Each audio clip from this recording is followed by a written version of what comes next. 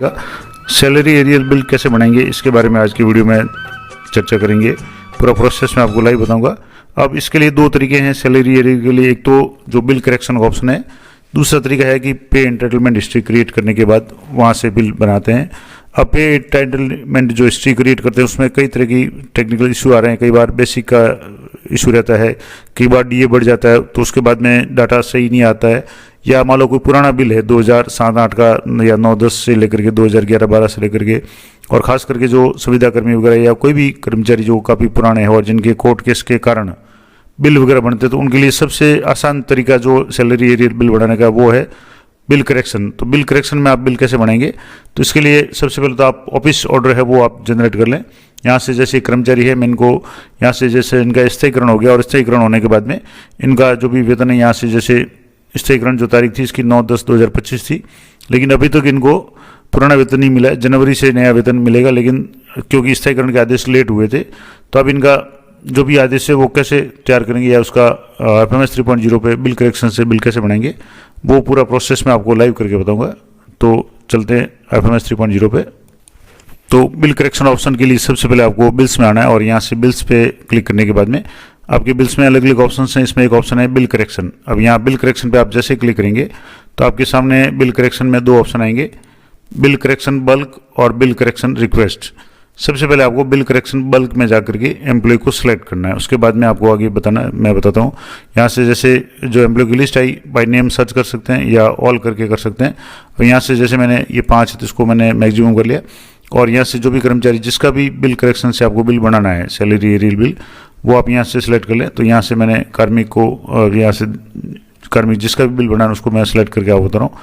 और अगर मान लो कभी ज़्यादा कार्मिक है और सीधे मान लो आपको सर्च में नहीं आ रहे हैं, तो दूसरा तरीका है यहाँ से जैसे आ गया नाम।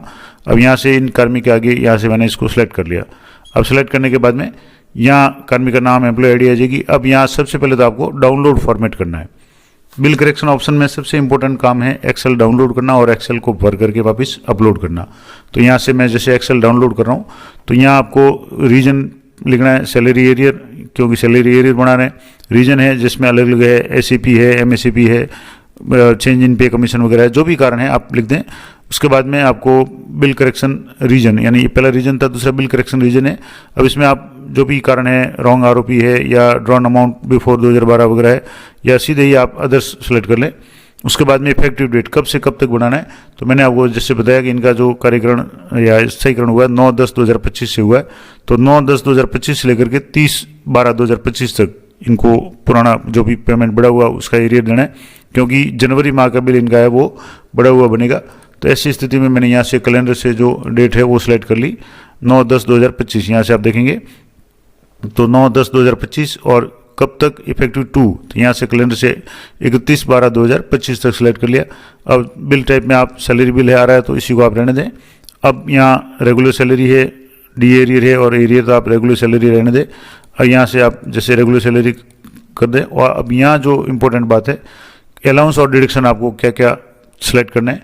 तो जो भी आपने ये इस तरीके की शीट बनाई है, एरियर शीट जो बनाई है आपने, यहाँ एरियर शीट में आपके पे ड्यू और पे ड्रॉन यानी कितना मिलना था और कितना मिला और कितना डिफरेंस है। अब इसमें जैसे NPS या GPF 2004 है, इसकी कटौती जितनी कटौती ऑटोमेटिक हो चुकी है या ऑलरेडी हो चुकी है, तो यहाँ आपको इस पर डिफरेंस 0 है। ऐसे की कटौती नहीं है क्योंकि प्रोबेशन अभी पूरा हुआ है और मार्च महीने में कटौती शुरू होगी। कोरोना रिलीफ फंड, RGSS वगैरह कोई डिफरेंस नहीं है। तो यहाँ से आप सिर्फ अभी जो आपको आवश्यकता है, अब जैसे यहाँ बेसिक डी और HRA 3 चीज़ों की आवश्यकता है तो आप 3 कर लें। अगर मान लो इनकम टैक्स वगैरह कोई कटौती करना चाहते हैं तो डिडक्शन भी आप कर लें। तो यहाँ से आप सेलेक्ट अलाउंस में जाएंगे और यहाँ अलाउंस में आपको सबसे पहला करना है बेसिक। यहाँ से जैसे बेसिक कर दिया 100 जो है पे ID, उसके बाद में 104 पे है DNS अलाउंस, ये DA है, और तीसरा है 107 पे HRA। ये 3 तो कर लिए। अब मान लो कोई डिडक्शन वगैरह है, जैसे इनकम टैक्स की कटौती करना चाहे तो आप यहाँ से जो भी इनकम टैक्स का जो फॉर्मेट है, यहाँ से इनकम टैक्स का अगर आप करना चाहें तो यहाँ से 204 ID है। यहाँ आप जैसे मैं आपको बता देता हूँ, हालांकि इसमें कटौती नहीं करनी है। तो ये जो भी टैक्स है इनकम टैक्स वगैरह है 202 है डिडक्शन इनकम टैक्स, तो इसको आपको सिलेक्ट करना है। अभी जैसे इनकम टैक्स की कटौती नहीं करनी है तो आप ये जो भी आवश्यक है इन तीनों को मैंने सेलेक्ट किया और यहाँ से डाउनलोड फॉर्मेट पे आपको क्लिक करना है। तो ये फाइल डाउनलोड हो जाएगी एक्सेल ग्रुप में। अब मैं आपको बता दूँ यहाँ से जो एक्सेल फाइल है ये कैसे डाउनलोड होगी। और इस सबसे इंपॉर्टेंट बात है कि इस एक्सेल फाइल को आपको जो शीट आपने बनाई थी अभी डिफरेंस शीट, ये रीड शीट जो बनाई थी उसके अनुसार इसको आपको फीड करना है। तो मैं आपको पहले तो ये बिल करेक्शन की जो एक्सेल शीट है उसको डाउनलोड करके आपको बता दो, और इसको कैसे भरना है, वो उसके लिए क्या क्या सावधानी रखनी है, वो सबसे इंपॉर्टेंट बात है। कई लोग डाउनलोड कर लेते हैं, यहाँ तक पहुँच जाते हैं, लेकिन उसके बाद में जो एक्सेल शीट भरने का काम है वो उनसे नहीं हो पाता, और उसमें कहीं ना कहीं कुछ ना कुछ गलती रह जाती है, जिस कारण से काफ़ी मेहनत करने के बाद भी उनका जो फाइल है अपलोड नहीं होती। अपलोड होने के बाद वो भी जाती है तो बिल प्रोसेस का ऑप्शन नहीं आता, तो वो आपको विशेष रूप से ध्यान रखना है। तो मैं आपको बता दूं, एक्सेल फाइल जैसे यहाँ से ये डाउनलोड होगी, इसको आप ओपन कर लें, और ओपन करने के बाद में आपको यहाँ से जो मैंने डिफरेंस शीट भर दी थी इसमें पे ड्यू और पे ड्रॉन दो चीज़ें आपको एंट्री करनी है। डिफरेंस करने की जरूरत नहीं, डिफरेंस ऑटोमेटिक वो ले लेगा। अब आपको यहाँ जो एक्सेल शीट है वो डाउनलोड करके मैं या इसको ओपन करके मैं आपको बताता हूँ। अब जैसे इस तरीके से जो एक्सेल डाउनलोड होगी, इसको पहले आप इनेबल कर दें क्योंकि ये प्रोटेक्टेड व्यू में शो हो रही है, तो इनेबल एडिटिंग करके अब आपके यहाँ बिल नंबर है, अलाउंस नेम है, यानी जैसे यहाँ पहले इसको इनेबल कर दें, यहाँ से जैसे ये इनेबल होगी। अब यहाँ बेसिक क्योंकि 3 महीने का है तो बेसिक कौन सा महीना है, 10, 11, 12, यानी यहाँ से दिसंबर, नवंबर और अक्टूबर, नवंबर, दिसंबर 3 महीने में कितना मिला है ये तो यहाँ से शो हो रहा है। ड्यू अमाउंट कितना मिलना था वो आपको यहाँ एंटर करना है। मंथ यहाँ आ जाएगा, ईयर आएगा, कितने दिन आ रहे हैं, जैसे यहाँ तारीख सेलेक्ट की उसके हिसाब से 23 दिन का इनका यहाँ एंटर करना है। तो यहाँ जो मिला हुआ पूरा बता रहा है, तो आपको 23 दिन का कैलकुलेट करके कितना मिला 23 दिन का हिसाब से, जो फिक्स के हिसाब से, और कितना मिलना था वो, और बाकी यहाँ चालान नंबर इसको खाली छोड़ दें। यहाँ बिल नंबर जो आ रहे हैं ये 3 बिल नंबर है, इसी को बेसिक में आ रहा है, इसी को आप कॉपी करके डी और HRA में भी आप इसको सेलेक्ट कर लें। तो पहले तो आपको मैं बता दूँ यहाँ से जैसे जो शीट है, अब यहाँ से अक्टूबर, नवंबर और दिसंबर, तो अक्टूबर में जैसे इनके जो भी तारीख थी उसके हिसाब से 32,868 मिलना चाहिए थे, जबकि इनको मिले हैं 23,074, यानी 23,074 रुपये। इसके बाद नवंबर में पूरा यानी इनका स्थगन हो गया था तो 44,300 मिलने थे, फिर इसके साथ में DA और HRA भी मिलना था, जबकि इनको सिर्फ 31,100 मिले थे, फिक्स पे जो था, ना DA मिला ना HRA। तो ये जो भी डिफरेंस है इसकी एंट्री है, मैं आपको यहाँ पहले एक्सेल में यहाँ से करके बता देता हूँ। तो यहाँ जैसे इनका यहाँ तो 31 था, अब यहाँ इनको कितना मिला तो वो आप यहाँ से जैसे दोबारा मैं आपको बता दूँ, यहाँ से 44,300, तो 44,300 यहाँ आप एंट्री करेंगे, तो यहाँ से जैसे 44,300 और इसी तरीके से यहाँ भी 44,300, और इसके अलावा यहाँ जो भी अमाउंट है उसको आपको 23 दिन के हिसाब से 44,300 में 30 का भाग देके 31 का भाग जो भी महीना हो रहा है उसका भाग दे करके आपको 23 दिन के हिसाब से यहाँ कैलकुलेट करके लिखना है, क्योंकि उस तारीख से ही जिस दिन से इनका स्थायीकरण हुआ है उसी दिन से ही इनको पूरा वेतन मिलेगा, तो वो डेट के हिसाब से आपको ये एंट्री करनी है। और यहाँ जो भी बिल नंबर यहाँ से जैसे 3 दिए हुए हैं, तो यहाँ तीनों की आपको कॉपी करके यहाँ से जैसे DA में भी ये नंबर आ जाएंगे, क्योंकि यही बिल यहाँ आ जाएगा, और यहाँ वापस इसको HRA में भी ये एंट्री कर लें, तो यहाँ से ये बिल नंबर आ गए। अब आपको ध्यान, जो इम्पोर्टेंट बात इस बिल करेक्शन में जहाँ लोगों की समस्या आ रही है या जो गलती करते हैं मैं बता दूं, यहाँ जो भी बॉक्स वगैरह या ये कॉलम, रो, सेल जो भी दी हुई है, इसकी आपको यहाँ तो न तो इसको साइज को कम करना है, न बढ़ाना है, न इसमें कुछ करेक्शन करना है, सिर्फ आपको ड्यू अमाउंट और ड्रॉन अमाउंट में और बिल नंबर में ये एंट्री करनी है। बाकी 3 के अलावा आपको कुछ नहीं करना है, सिर्फ आप यहाँ से जैसे बिल नंबर अगर आ रहे हैं तो ठीक है, नहीं आ रहे तो आपको बिल नंबर एंटर करने हैं। इसके बाद में ड्यू अमाउंट और ड्रॉन अमाउंट, अगर सही आ रहा है तो ड्रॉन अमाउंट को रहने दें, और जैसे ये ड्रॉन अमाउंट थोड़ा सा 31,100 नहीं आ करके इसका जो आना चाहिए था वो जैसे ड्रॉन है 23,074, तो यहाँ आप इसको 23,074 कर लेंगे। इसके बाद में अन्य जो भी 2 एंट्री है वो करके DA कितना मिलना था, अब जैसे HRA है, ड्रॉन कितना है, तो जैसे 0 मिला है क्योंकि फिक्स मिला है तो 0 ही मिला है, तो यहाँ भी 0 है, HRA भी 0 मिला है। और यहाँ कितना मिलना था, तो अब यहाँ से जैसे HRA है 44,300 का, जैसे 44,30 10% जो है उसके हिसाब से HRA भर लें, DA भर लें, और ये पूरी भर के मैं आपको बताता हूँ। उसके बाद में कैसे अपलोड करेंगे वो बताता हूँ। तो अब यहाँ से जैसे मैंने ड्यू अमाउंट जो था वो एंट्री कर ली, बेसिक 10वें महीने का, बेसिक 11वें महीने का, बेसिक 12वें महीने का, इस तरीके से DA अक्टूबर, DA नवंबर और DA दिसंबर, और HRA नवंबर दिसंबर और अक्टूबर नवंबर दिसंबर।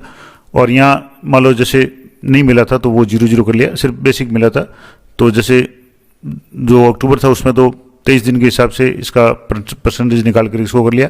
बाकी अक्टूबर के बाद नवंबर और दिसंबर में 31,100 मिला था, 31,100 फिक्स बेसिक मिला था, HRA और DA नहीं मिला था, तो ये 0 मैंने कर लिया। कोई भी कॉलम इनमें से आपको खाली नहीं छोड़ना है और बिल नंबर आपको यहाँ से जरूर भरने।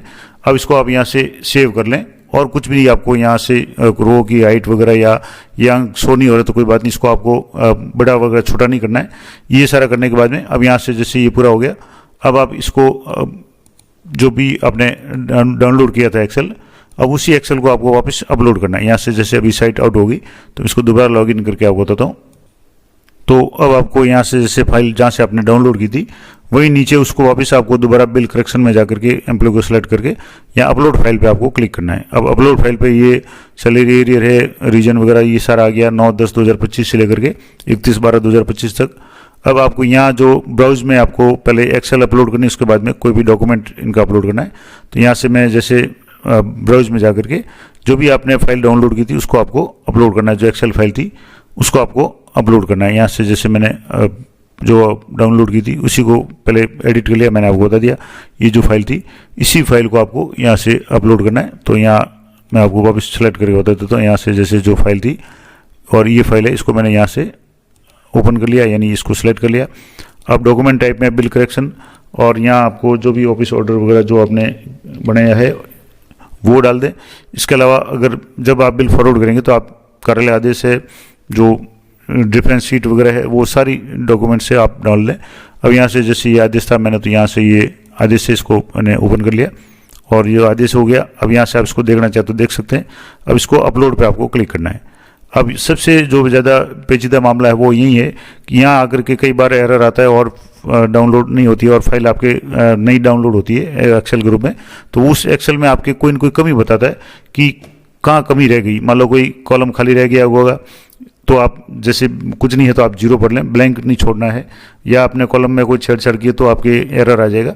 अब यहाँ से जैसे येस पे क्लिक करेंगे तो कुछ सेकंड बाद में लोडिंग लेने के बाद में सक्सेसफुल का मैसेज आएगा, तब आपका आगे का काम प्रोसेस होगा। अब यहाँ आ गया successful, data save successfully, okay पे आपको क्लिक करना है।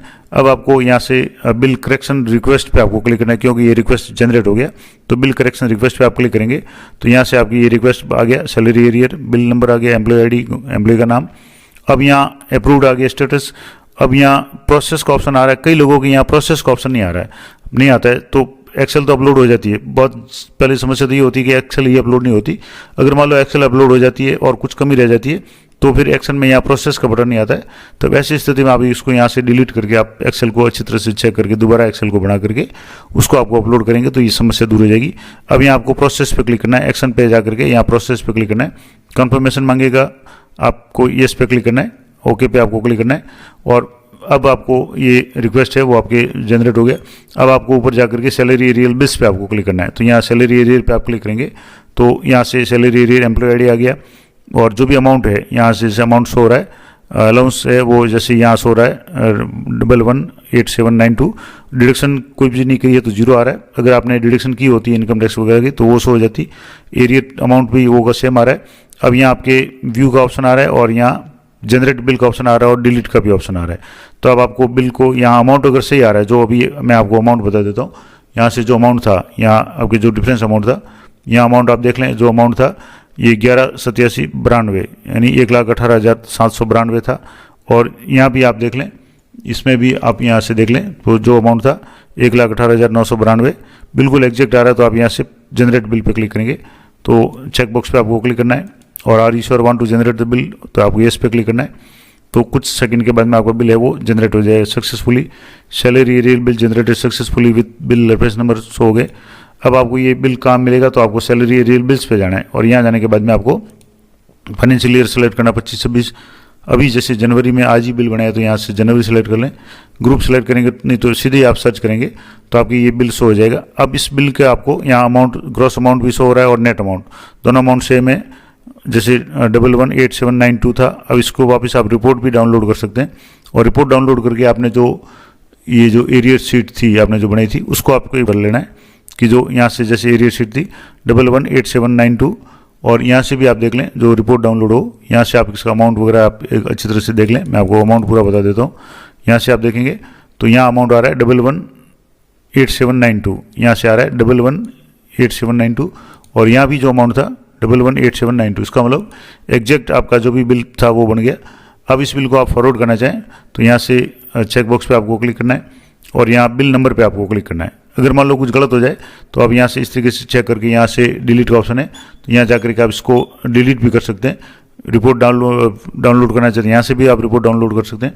सब कुछ सही है तो आप यहाँ से डॉक्यूमेंट में जो भी डॉक्यूमेंट, अदर डॉक्यूमेंट में आप कुछ भी डॉक्यूमेंट, ऑफिस ऑर्डर वगैरह जो भी इससे संबंधित डॉक्यूमेंट है उनको आप अपलोड करें, और अपलोड करने के बाद में बिल को यहाँ से, जैसे मैं एक डाउनलोड करके यहाँ से एक ऑर्डर है वो अपलोड कर लेता हूँ।